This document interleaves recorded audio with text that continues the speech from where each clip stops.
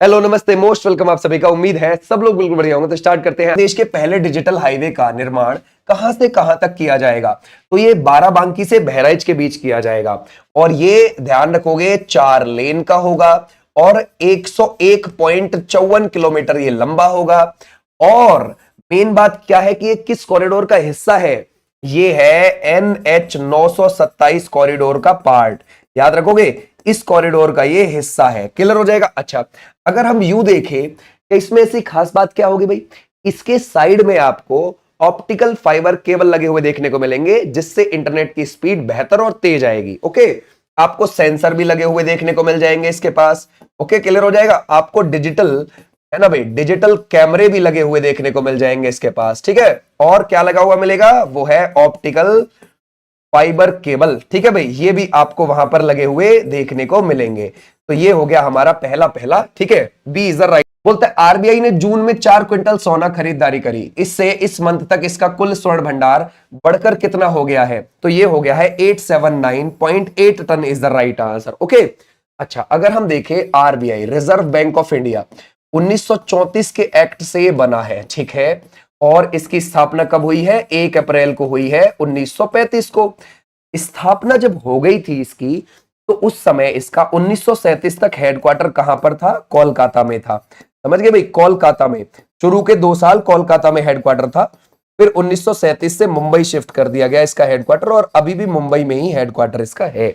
Okay, अब इसके पहले पहले गवर्नर कौन बने थे 1935 से लेकर 1937 के बीच में? वो कौन थे? ओसबर्न स्मिथ थे। ठीक है भाई, ध्यान रखोगे, ओसबर्न स्मिथ। ओके, इसके बाद 1937 से लेकर 1943 तक कौन बने इसके गवर्नर? ब्रेंडन टेलर बने। ठीक है भाई, ब्रेंडन टेलर। अब इसके बाद आ गए थे भारतीय गवर्नर 1943 से 1949 के बीच में। पहले पहले भारतीय गवर्नर सीडी देशमुख आए थे, सीडी देशमुख। ठीक है, अब लेकिन हम देखें, अभी हमारे 26वें आरबीआई के गवर्नर कौन है जो अभी आए हैं दिसंबर 2024 में? अगले 3 साल के लिए आए हैं। वो कौन आए हैं? संजय मल्होत्रा। याद रखोगे कौन है? संजय मल्होत्रा। ऐसे भी आप ध्यान रखोगे। अच्छा, आरबीआई हमारा बन तो 1 अप्रैल 1935 में गया था, इसकी स्थापना तो हो गई। इसका राष्ट्रीयकरण कब हुआ था? नेशनलाइजेशन वो हुआ था 1 जनवरी 1949 को। क्लियर हो जाएगा। आ जाओ नेक्स्ट पर। बोलते हैं अंतरराष्ट्रीय बाघ दिवस ये कब मनाया जाता है? ये मनाया जाता है 29 जुलाई को, और सबसे पहले 2010 में मनाया गया था। रूस के सेंट पीटर्सबर्ग में बनाया गया था। ठीक है भाई, याद रखोगे, सेंट पीटर्सबर्ग में ये मनाया गया था सबसे पहले साल 2010 में। ठीक है भाई, आ जाओ नेक्स्ट पर। बोलता है बांदीपुर। बांदीपुर कहां पर पड़ता है? ये बांदीपुर आपको देखने को मिल जाएगा कर्नाटक में। ठीक है भाई। अच्छा, उसके बाद आपको एक कॉर्बेट वाला, यानी कि जिम कॉर्बेट नेशनल पार्क, जो एक टाइगर रिजर्व भी है, और बांदीपुर भी एक टाइगर रिजर्व है, एक नेशनल पार्क भी है। बांदीपुर टाइगर रिजर्व और नेशनल पार्क कर्नाटक में, कॉर्बेट टाइगर रिजर्व और नेशनल पार्क उत्तराखंड में। ठीक है भाई, तो हम ये कह रहे हैं इन दोनों के बाद दुनिया का तीसरा सबसे अधिक बाघ घनत्व वाला टाइगर रिजर्व कौन सा है? जहां घनत्व बाघों का अच्छा है तीसरे नंबर पर, वो है काजीरंगा राष्ट्रीय उद्यान, जो कि एक टाइगर रिजर्व भी है। और ये आपको कहां पर देखने को मिल जाएगा? असम में देखने को मिल जाएगा। पता है, यहां पर 100 किलोमीटर स्क्वायर एरिया में, है ना भाई, औसतन 18 बाघ देखने को मिलते हैं। कितनी बढ़िया बात है। ठीक है, ऐसे भी ध्यान रखोगे। ये कहां पर? काजीरंगा राष्ट्रीय उद्यान। हालांकि काजीरंगा एक सींग वाले गैंडे के लिए जाना जाता है, लेकिन वहां पर बाघ भी है। ठीक है भाई, वहां पर आपको बाघ भी देखने को मिल जाएंगे। आ जाओ नेक्स्ट पर। कर्नाटक के मंगलौर की रोमोना परेरा ने कितने घंटे भरतनाट्यम करके विश्व रिकॉर्ड बना दिया? 170 घंटे। ठीक है भाई, क्लियर हो जाएगा। तो ऐसे ध्यान रखोगे। भरतनाट्यम है कहां का? ये तो सर तमिलनाडु का शास्त्रीय नृत्य है। इसको पहले सादिर नृत्य बोलते थे, है ना। और ये पहले कहां होता था? मंदिरों में और राजाओं के महलों में होता था। अंग्रेजों ने मंदिरों से बैन कर दिया 1910 में इसको, क्योंकि अंग्रेजों को डर था कि मंदिरों पे लोगों की भीड़ इकट्ठी हो जाती है इसको देखने के लिए, और धर्म के आधार पर विद्रोह शुरू ना हो जाए, कभी अंग्रेजों को पीटे। तो इस वजह से उन्होंने इसको बैन कर दिया था। समझ गए, 1910 में। फिर इसका पुनरुत्थान हुआ। किसने किया? टी बाला सरस्वती, जो बहुत फेमस थी, और रुक्मणी देवी अरुंडेल, उन दोनों ने इसका पुनरुत्थान किया। ठीक है, अगर हम देखें तो ये जो आप रमैना परेरा देख रहे हो, ये हर 3 घंटे में 15 मिनट का ब्रेक लेती थी, और इन्होंने 170 घंटे तक किया है। ठीक है भाई, क्लियर हो जाएगा। भरतनाट्यम, तो हमारा राइट आंसर हो जाएगा ये। दुनिया में सबसे ज्यादा आईक्यू इंटेलिजेंस कोशिएंट वाले लोगों की सूची गीगा सोसाइटी रिपोर्ट 2025 में पहला स्थान किसका है? तो वो कौन है? जंग हून किम इज द राइट आंसर। दुनिया में सबसे ज्यादा आईक्यू इनका माना गया है, ये बात आप ध्यान रखोगे। और ये दक्षिण कोरिया के हैं। कहाँ के हैं? दक्षिण कोरिया से, है ना। अच्छा, इनका स्कोर कितना है आईक्यू? 276 है। ओके भाई, ये भी आप ध्यान रखोगे। ये मनोविज्ञान से जुड़े हुए हैं। किससे जुड़े हुए हैं? मनोविज्ञान से जुड़े हुए हैं। ओके, बोलता है लोकसभा में राष्ट्रीय खेल प्रशासन विधेयक और राष्ट्रीय डोपिंग रोधी संशोधन विधेयक 2025 पेश किया गया। इसमें किस बोर्ड के गठन का प्रावधान भी है? ओके, ये है राष्ट्रीय खेल बोर्ड, एनएसबी। यानी कि देखो क्या होगा, ये जो एनएसबी जब बन जाएगा ना, तो एनएसबी क्या काम करेगा? जैसे किसी संस्था को मान्यता देनी है, ये देगा। किसी की मान्यता रद्द करनी है, ये करेगा। इसको कितना पैसा जाना है, ये देगा। ठीक है, इवन बीसीसीआई भी इसके अंडर आ जाएगा। अब तक बीसीसीआई जो थी वो केंद्र सरकार से किसी भी लेवल का फंडिंग नहीं लेती थी, खुद चलती थी वो अपने दम पर। लेकिन अब, और उसके ऊपर किसी का जोर दबाव भी नहीं था, सरकार के अंडर भी नहीं आती थी बीसीसीआई। लेकिन अब बीसीसीआई क्या होगा? राष्ट्रीय खेल बोर्ड के अंदर आ जाएगी, ये ध्यान रखना। ठीक है भाई, और भी जितनी भी हमारी खेल की संस्थाएं हैं वो भी सब राष्ट्रीय खेल बोर्ड के अंडर आ जाएंगे।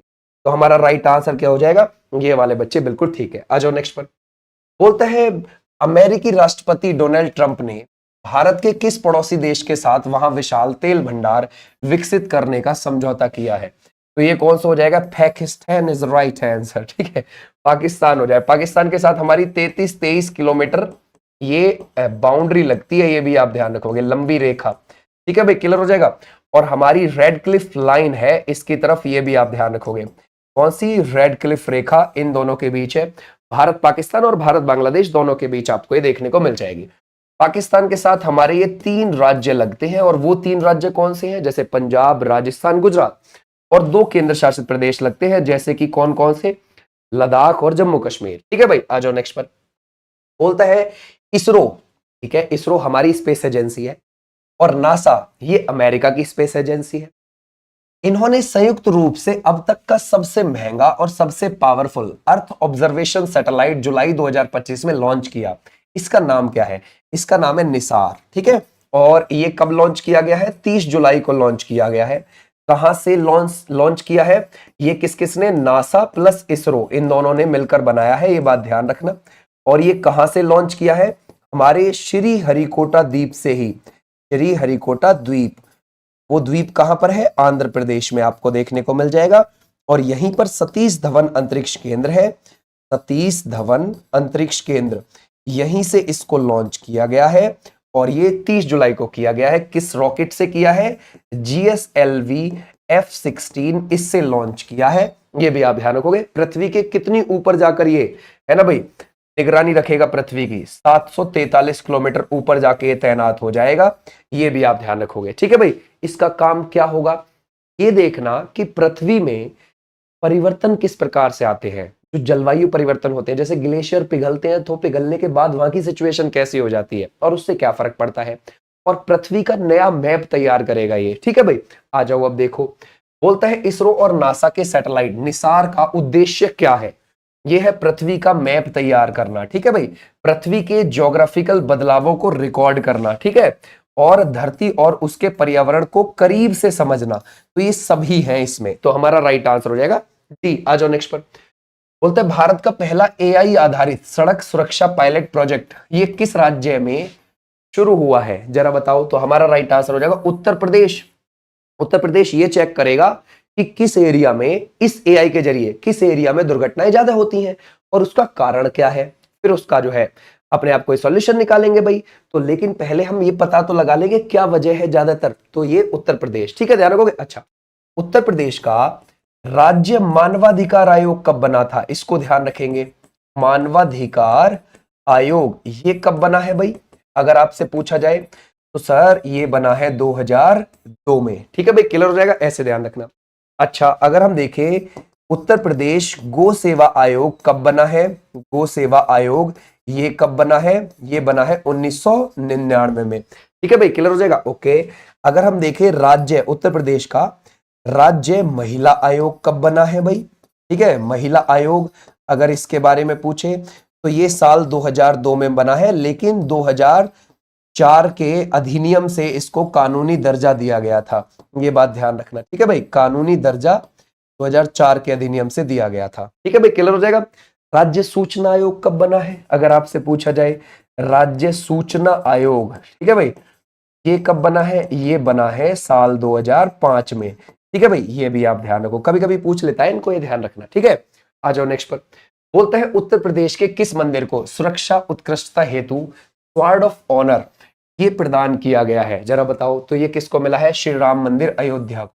तो हमारा राइट आंसर हो जाएगा। अच्छा, किसने दिया है ये सम्मान, ब्रिटिश सुरक्षा परिषद ने दिया है। समझ गए भाई, किसने दिया, ब्रिटिश सुरक्षा परिषद ने दिया है। क्लियर हो जाएगा, तो ऐसे भी आप ध्यान रखेंगे, यहां तक क्लियर है। आ जाओ भाई नेक्स्ट पर। बोलता है फॉर्मूला 1 बेल्जियम ग्रैंड प्रिक्स 2025 का विजेता कौन रहा है, वो रहे हैं ऑस्कर पियास्त्री। कहां से बिलोंग करते हैं, ऑस्ट्रेलिया से बिलोंग।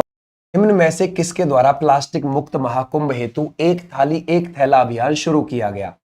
तो प्लास्टिक मुक्त बनाना था पूरे महाकुंभ को, ठीक है, इसलिए एक थाली एक थैला, कि भाई एक स्टील की थाली होनी चाहिए और एक कपड़े का थैला होना चाहिए, प्लास्टिक नहीं यूज करेंगे हम। ठीक है, तो ध्यान रखोगे, ये राष्ट्रीय स्वयंसेवक संघ, ये ध्यान रखोगे, क्लियर हो जाएगा, ये इन्होंने शुरू किया। ठीक है भाई, क्लियर हो जाएगा। तो आरएसएस कब बनी है, 27 सितंबर को बनी थी, 1925 में बनी है। नागपुर के अंदर इनका हेडक्वार्टर है और इस बार 2025 में इनके 100 साल पूरे हो जाए। ठीक है भाई, तो ऐसे भी आप ध्यान रखो। किसने इसकी स्थापना करी थी, वो करी थी केशव बलराम एडगेवार। ठीक है, ऐसे भी आप ध्यान रखोगे, क्लियर हो जाएगा, समझ गए, तो ऐसे आप ध्यान रखेंगे। आ जाओ नेक्स्ट पर। भारतीय सेना के नए उप प्रमुख 1 अगस्त 2025 को कौन बन गए हैं, तो वो कौन बन गए हैं, लेफ्टिनेंट जनरल पुष्पेंद्र सिंह बन गए हैं। और आर्मी के हमारे प्रमुख है कौन, आर्मी के प्रमुख है भाई, अगर आप देखोगे उपेंद्र द्विवेदी। ठीक है भाई, क्लियर हो जाएगा, उपेंद्र द्विवेदी हो जाएंगे, ऐसे आप ध्यान रखोगे। अच्छा, हमारी एयरफोर्स के प्रमुख कौन है, अमरप्रीत सिंह हो जाएंगे। ठीक है भाई, अमरप्रीत सिंह हो जाएंगे, ये भी आप ध्यान रखोगे। अच्छा, हमारी ये हो गई आर्मी एयरफोर्स। नेवी के हेड कौन है भाई, ना भाई, नेवी के चीफ कौन है, दिनेश के त्रिपाठी हो जाएंगे। ठीक है भाई, दिनेश के त्रिपाठी हो जाएंगे। ओके भाई, क्लियर हो जाएगा। अगर हम देखें हमारी सीडीएस कौन है ना भाई, ध्यान रखोगे, ये सीडीएस जो होता है ये 4 स्टार का अधिकारी होता है, तो वो कौन है, अनिल चौहान है वो। ठीक है भाई, ये भी आप ध्यान रखोगे, अनिल चौहान, ये भी आप ध्यान रखोगे। तीनों सेनाओं का सर्वोच्च कमांडर हमारे प्रेसिडेंट होते हैं। ठीक है, ये भी आप ध्यान रखोगे। बोलता है भारतीय नौसेना के उप प्रमुख। अब नेवी के उप प्रमुख देखते हैं, तो वो बने हैं वाइस एडमिरल संजय वात्सायन। वैसे नेवी के प्रमुख कौन है, वो तो आपको पता है, दिनेश के त्रिपाठी है। ठीक है भाई, आ जाओ नेक्स्ट पर।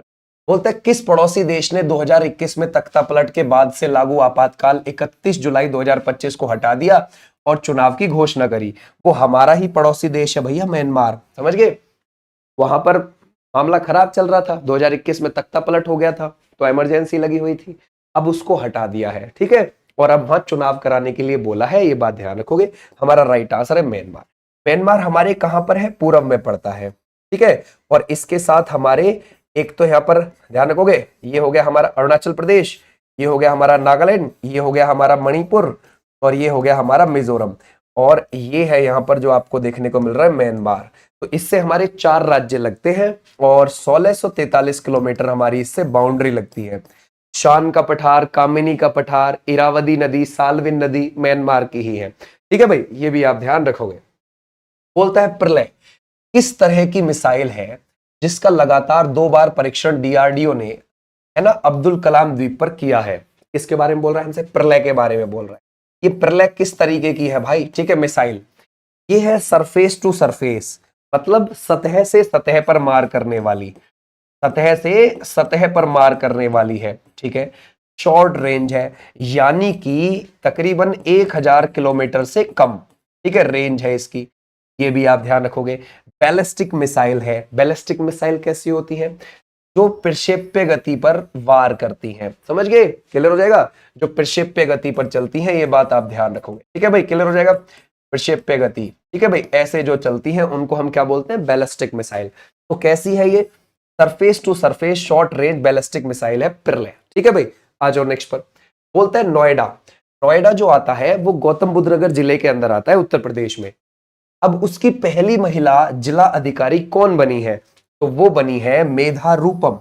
ये 2014 है ना बैच की आईएएस अधिकारी हैं। इनके पति भी आईएएस हैं, ये भी आप ध्यान रखोगे। और इनके जो पिता हैं वो कौन है मालूम है? इनके पिता हैं ज्ञानेश्वर कुमार, है ना भाई। आजकल बहुत ज्यादा हाईलाइट है, आपको पता है ना। मुख्य निर्वाचन आयुक्त है हमारे, ठीक है, ध्यान रखोगे। ये हो जाएंगे मुख्य निर्वाचन आयुक्त, ठीक है भाई, हमारे, है ना भाई। चुनाव आयोग के क्या है? मुख्य निर्वाचन आयुक्त हैं, ठीक है भाई। तो इनके पिता हैं वो मेधा रूपम के। ओके, ये भी आप ध्यान रख सकते हो। तो फ्रांस और ब्रिटेन के बाद फिलिस्तीन को मान्यता देने का ऐलान करने वाला G7 का तीसरा देश कौन सा बन गया? कनाडा, ठीक है भाई, ध्यान रखो, कनाडा। अब तक 140 से ज्यादा देश फिलिस्तीन को एज ए कंट्री मान्यता दे चुके हैं। आ जाओ नेक्स्ट पर। बोलता है किस राज्य में 7 अगस्त डॉक्टर MS स्वामीनाथन की जयंती को सतत कृषि दिवस के रूप में मनाया जाएगा? तो वो महाराष्ट्र मनाएगा, ठीक है भाई। और अगर हम देखें, MS स्वामीनाथन जी का जन्म जो हुआ था 1925 में हुआ था, और ये कुंभकोणम में हुआ था। अब कुंभकोणम कहां पर है? ये है तमिलनाडु में, ठीक है भाई। और इनकी जो डेथ हुई थी वो 28 सितंबर, है ना, 2023 को हुई थी। और आफ्टर डेथ इनको 2024 में भारत रत्न मिल गया, ठीक है भाई। तो ऐसे भी आप ध्यान रखोगे। अगर आपसे यूं पूछा जाए कि क्या इन्होंने राष्ट्रीय किसान आयोग की स्थापना करी थी? यस, ठीक है भाई, ध्यान रखोगे। 18 नवंबर 2004 को, है ना भाई, क्या करी थी? राष्ट्रीय किसान आयोग की स्थापना करी थी। क्यों करी थी? किसानों की आय दोगुनी करवाने के लिए, ठीक है भाई। ये भी आप ध्यान रखोगे। अच्छा, सदाबहार क्रांति नाम इन्होंने ही दिया है, ये भी आप ध्यान रखोगे। सदाबहार क्रांति भी नाम इन्होंने दिया है एवरग्रीन रिवॉल्यूशन, ठीक है भाई, ये ध्यान रखना। अच्छा, भारत में हरित क्रांति के जनक भी माना जाता है इनको, है ना भाई। भारत में हरित क्रांति का फादर, याद रखोगे, हरित क्रांति का जनक इनको माना जाता है, ये भी आप ध्यान रखोगे। और पूरी दुनिया में हरित क्रांति का निर्देशक कौन है? नॉर्मन बोरलॉग को जाना जाता है, जो यूएसए से बिलोंग करते हैं। राष्ट्रपति ने किस राज्य में राष्ट्रपति शासन की अवधि 13 अगस्त 2025 के अगले 6 महीने के लिए बढ़ाने की मंजूरी दे दी? तो वो दे दी मणिपुर के अंदर। आपको पता है भाई, फरवरी में, है ना, वहां पर राष्ट्रपति शासन लग गया था, है ना, राष्ट्रपति शासन लग गया था वहां पर। कहा? मणिपुर में 6 महीने के लिए लग गया था। अब 13 अगस्त को फिर से अगले 6 महीने के लिए लग गया। तो ऐसे आप ध्यान रखोगे। हमारा राइट आंसर है मणिपुर, ठीक है। मणिपुर अगर आप देखोगे, इसको पूर्व का गहना बोला जाता है, ठीक है भाई। क्या बोलोगे? पूर्व का गहना, या फिर आप इसे भारत का गहना बोल सकते हो, ठीक है भाई। क्या बोलते हैं हम इसे? भारत का गहना या फिर पूर्व का गहना, ठीक है। अच्छा, यहां पर आपको लोकटक झील देखने को मिल जाएगी। यहाँ आपको याओशांग उत्सव मिल जाएगा। यहाँ आपको मैतेई समुदाय के लोग ज्यादा मिलेंगे। मैतेई भाषा बोलते हैं, ज्यादातर मैतेई ही भाषा चलती है। 60% आबादी यहाँ की मैतेई ही है, मैतेई जनजाति के लोग ज्यादा है, ठीक है भाई। लाई हरोबा, चैरोबा, ये फेस्टिवल भी यही मनाए जाते हैं। बोलते हैं भारतीय संविधान का अनुच्छेद 42 आपको किससे संबंधित लगता है? तो ये हो जाएगा काम की न्याय संगत और मानवीय परिस्थितियों और मातृत्व से है। यानी कि डीपीएसपी में आता है आर्टिकल 42, ये यूं बोलता है कि भाई जहां आप काम करने जा रहे हैं वहां की स्थिति अच्छी होनी चाहिए, काम करने लायक होनी चाहिए, और ये दायित्व है राज्य का कि वो ऐसी स्थिति प्रोवाइड कराए लोगों को, ठीक है। और वहां पे मातृत्व अवकाश भी मिले महिलाओं को, ठीक है। और आर्टिकल 41 क्या कहता है? कुछ दशा में काम की बात करता है। आर्टिकल 41 कि राज्य अपने लोगों को रोजगार उपलब्ध कराएगा और जो बड़े बूढ़े हैं उनको कुछ पेंशन भत्ता देगा। तो ऐसे भी आप ध्यान रखोगे, ठीक है भाई। ये हमारे किस में आता है? डीपीएसपी में आता है। और डीपीएसपी हमारे संविधान के आर्टिकल 36 से 51 के बीच में आपको देखने को मिल जाएंगे, भाग 4 में देखने को मिल जाएंगे, और आयरलैंड से लिए हैं। आ जाओ नेक्स्ट पर। स्वराज मेरा जन्म सिद्ध अधिकार है और मैं इसे लेकर रहूंगा, ये किसने कहा था? ये बाल गंगाधर तिलक जी ने कहा था। और ये क्या थे? एक गरम दल के नेता थे, है ना भाई, गरम दल के ये नेता थे। और इन्होंने 1881 में न्यूज़पेपर चलाए थे दो। कौन कौन से? अगर आप देखोगे, एक तो केसरी न्यूज़पेपर चलाया था, ठीक है भाई, जो मराठी भाषा में था। एक मराठा न्यूज़पेपर चलाया था जो अंग्रेजी भाषा में था। ऐसे भी आप ध्यान रखोगे, ठीक है, क्लियर हो जाएगा। आ जाओ भाई नेक्स्ट पर। बोलते हैं 1815 में प्रकाशित राजा राममोहन रॉय की पहली पुस्तक का क्या नाम था, जरा बताओ। तो वो थी तुहफत उल मुवाहिदीन इज द राइट आंसर, और ये फारसी भाषा में थी। फारसी भाषा में, आपको पता है भाई बहुत सारी भाषाओं का ज्ञान था राजा राममोहन रॉय जी को, और अकबर सेकंड ने इनको है ना किसकी उपाधि दी थी, राजा की उपाधि। और अकबर सेकंड ने इनको इंग्लैंड भी भेजा था अपनी पेंशन बढ़वाने के लिए। और राजा राममोहन रॉय का जन्म 1772 में हुआ और मृत्यु 1833 में, और इनकी समाधि ब्रिस्टल इंग्लैंड के अंदर ही है, भारत में नहीं है। समझ गए भाई, ब्रिस्टल इंग्लैंड में इनकी समाधि आपको देखने को मिल जाएगी। ठीक है भाई, क्लियर हो जाएगा। अच्छा, अगर हम देखें 1815 में किसकी स्थापना करी है, आत्मीय सभा की स्थापना करी है, और 1828 में ब्रह्म समाज की स्थापना करी है। ब्रह्म समाज की स्थापना, ये भी आप ध्यान रखोगे। आ जाओ नेक्स्ट पर। भारत सरकार अधिनियम 1935 में कितनी धाराएं हैं, 1935 वाले की बात कर रहा है। 321 धाराएं और 10 अनुसूची थी उसमें। अब इसी में से बहुत सारी चीजें हमने अपने संविधान में भी ऐड करी है। समझ गए भाई, अपने संविधान में अगर देखोगे तो 395 आर्टिकल थे जब हमारा संविधान लागू हुआ था 26 जनवरी 1950 को, है ना भाई, ध्यान रखोगे। हमारा संविधान 26 जनवरी 1950 को लागू हो गया था, तो उस समय 395 आर्टिकल थे। इन 395 में से लगभग 250 के आसपास हमने यहीं से लिए थे आर्टिकल्स। समझ गए, तो ऐसे भी आप ध्यान रख सकते। ठीक है भाई, तो इससे हमने हमारे संविधान में बहुत बड़ा स्रोत वो ये है। ठीक है, यहां से हमने बहुत सारी चीजें अपने संविधान में ऐड करी। ओके भाई, ऐसे भी आप ध्यान रखोगे। और अब आपको पता है हमारे संविधान में कितनी अनुसूची थी उस समय पर, 8, और 4 बढ़ गई, 12 अब है। ठीक है भाई, तो 12 हमारे यहाँ पर हमारे संविधान में अनुसूची आपको देखने को मिल जाती है। अभी आ जाओ नेक्स्ट पर। भारत किस देश के साथ सबसे लंबी सीमा साझा करता है। ठीक है, अगर हम देखें म्यांमार के साथ कितनी करता है भाई, म्यांमार के साथ करता है 1643 किलोमीटर की।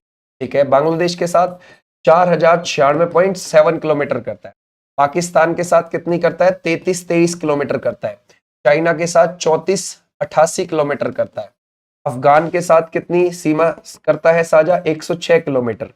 नेपाल के साथ कितनी करता है, 1751 किलोमीटर। भूटान के साथ कितनी करता है, 699 किलोमीटर। तो सबसे ज्यादा किसके साथ कर रहा है ऑप्शन के हिसाब से, या फिर वैसे भी बांग्लादेश के साथ ही करता है। ठीक है भाई, तो हमारा राइट आंसर हो जाएगा, ऐसे हम ध्यान रखेंगे। बोलता है Jaipur international film festivals JIFF 2025 किसे outstanding life time achievement award से सम्मानित किया गया, तो वो किसको किया गया है, यश राज चोपड़ा को किया गया है। ठीक है भाई, आ जाओ नेक्स्ट पर, नेक्स्ट देखते हैं। बोलता है भारतीय संविधान की चौथी अनुसूची आपको किससे संबंधित लगती है, तो वो है राज्यसभा में सीटों के आवंटन से जुड़ी हुई। ठीक, हमारे संविधान में शुरू में जब संविधान लागू हुआ था तो 8 अनुसूची थी, फिर 4 और बढ़ गई, अभी 12 अनुसूची है। ऐसे भी ध्यान रखोगे। आ जाओ नेक्स्ट पर। बोलता है निम्नलिखित में से किसने आत्मकथा अर्ध कथानक लिखी हुई है, तो वो किसने लिखी है, बनारसी दास ने लिखी है। ठीक है भाई, अच्छा ये बनारसी दास ने तो लिखी है। अगर आपसे यूं पूछा जाए कब लिखी गई है, किस भाषा में, 1641 में लिखी गई, ब्रज भाषा में लिखी गई, है ना भाई, ब्रज भाषा में लिखी गई। और ये जो थे एक जैन व्यापारी थे, ये क्या थे, एक जैन व्यापारी। तो पता है ऐसा बोला जाता है, अब ब्रजभाषी आपको पता है हिंदी ही है, तो अगर आपसे यूं पूछा जाए कि हिंदी की पहली आत्मकथा कौन सी है, तो यही है। ठीक है, ये भी आप ध्यान रखोगे, हिंदी की पहली आत्मकथा यही है, ऐसे आप ध्यान रखोगे। ठीक है भाई, आ जाओ नेक्स्ट पर। बोलता है अरब सागर में स्थित भारतीय द्वीपों को किस रूप में जाना जाता है, तो वो हो जाते हैं लक्षद्वीप समूह। देखो ये हमारा भारत हो गया, अब भारत के आपको इस तरफ यहां पर आपको ये अरब सागर हो गया, ये अरब सागर है इस तरफ, है ना। अरब सागर के दक्षिणी हिस्से पर यहां पर आपको लक्षद्वीप देखने को मिल जाते हैं।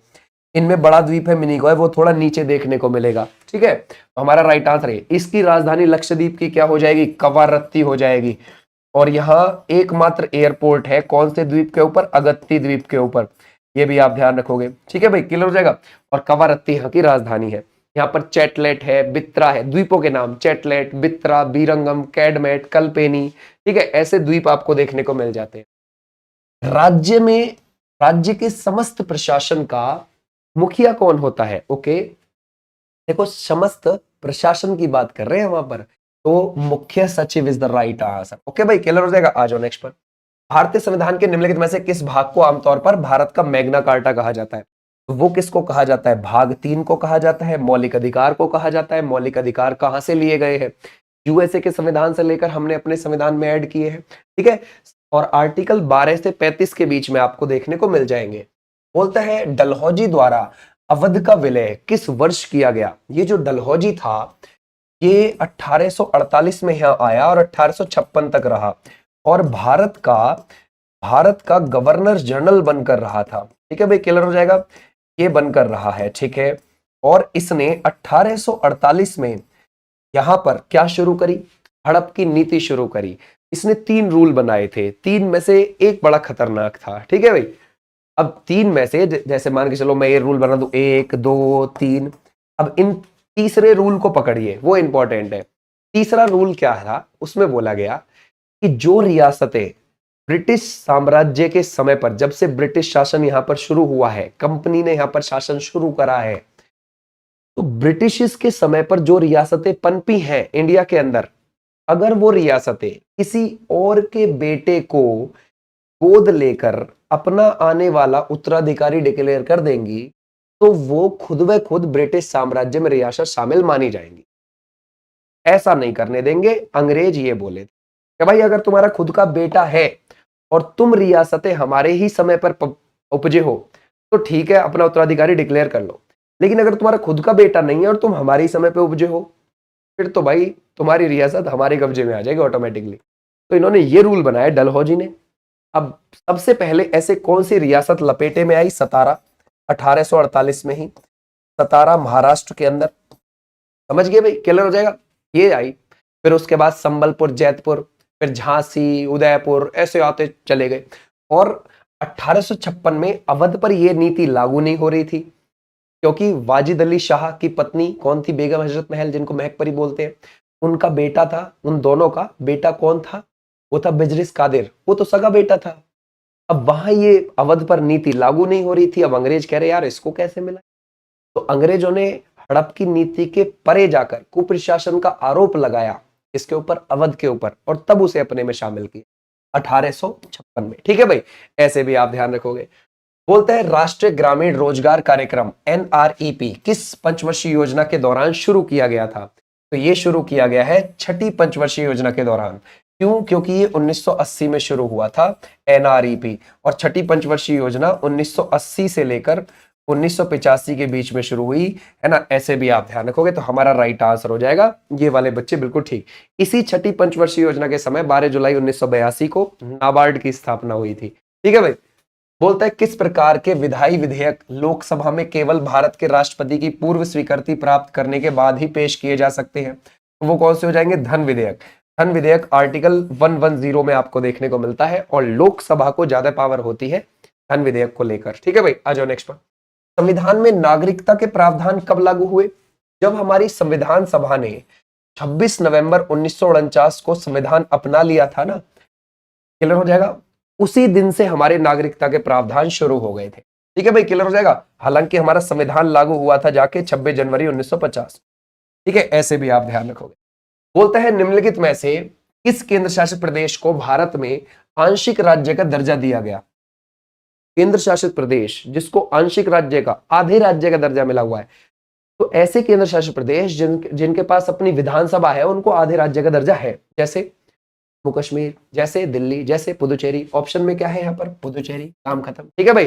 तो ऐसे भी आप ध्यान रख सकते। निम्नलिखित में से किस शहर ने 2025 में उद्घाटन महिला हॉकी इंडिया लीग की मेजबानी करी? देखो पुरुषों की चलती है भाई हॉकी की लीग, लेकिन महिलाओं की पहली बार हुई लीग, समझ गए, 2025 में, और ये 12 से 26 जनवरी के बीच हुई, समझ गए। और इसमें कौन सी? उड़ीसा की टीम जीत गई, समझ गए, ऐसे भी आप ध्यान रखोगे। और ये कहां पर हुई? रांची के अंदर हुई, ऐसे भी आप ध्यान रखोगे, ठीक है भाई, क्लियर हो जाएगा। आ जाओ नेक्स्ट पर। निम्नलिखित में से कौन सा भौतिक प्रदेश नर्मदा नदी के उत्तर में है? ओके, अगर हम देखेंगे यहां पर, ये हमारा दक्कन का पठार है यहाँ पर, ठीक है। इसके ठीक ऊपर यहाँ पर आपको तापी नदी बहती हुई देखने को मिलेगी। तापी के ठीक ऊपर सतपुड़ा पर्वतमाला है, सतपुड़ा के ठीक ऊपर आपको यहाँ पर नर्मदा बहती हुई मिलेगी। नर्मदा के ठीक ऊपर विंध्यन पर्वतमाला है। तो हम ये कह सकते हैं कि विंध्यन और सतपुड़ा के बीच में नर्मदा बह रही है और सतपुड़ा के दक्षिण से कौन सी बह रही है, तापी। और इस विंध्यन के ऊपर आपको यहां पर मालवा का पठार मिल जाए। तो आपसे यूं पूछा गया है कि नर्मदा नदी के ऊपर उसके उत्तर में कौन सा है। अब देखो, नर्मदा के ऊपर तो ठीक विंध्यन पर्वतमाला है, ऑप्शन में विंध्यन पर्वतमाला के बारे में नहीं पूछा, पठार के बारे में पूछा है। तो हमारा राइट आंसर कौन सा हो जाएगा, मालवा का पठार, जो मध्य प्रदेश का सबसे बड़ा पठार है। थोड़ा सा है ना भाई, थोड़ा सा गुजरात में भी टच है, थोड़ा सा राजस्थान में भी टच, और राजस्थान के लोग इसको हड़ौती का पठार बोलते हैं अपने यहाँ। बोलता है कुतुबुद्दीन ऐबक को निम्नलिखित में से किस बाहरी खेल का शौक था। तो उसका था पोलो भैया, इसका शौक था। ठीक है भाई, पोलो यानी कि चौगान खेल लेगा, और पोलो खेलते समय ही घोड़े से गिरकर इसकी डेथ हो गई। ओके, अगर हम देखें दिल्ली सल्तनत में पहला पहला वंश था गुलाम वंश, जिसकी नींव ऐबक ने ही रखी थी। ओके, 1206 में, और इसको गुलाम वंश या फिर ममलूक वंश भी बोल देते हैं। ऐबक खुद गौरी का गुलाम था, ये बात आप ध्यान रखो, ये तुर्क मुसलमान थे। ठीक है भाई, तो ऐसे आप ध्यान रखोगे। आ जाओ नेक्स्ट पर।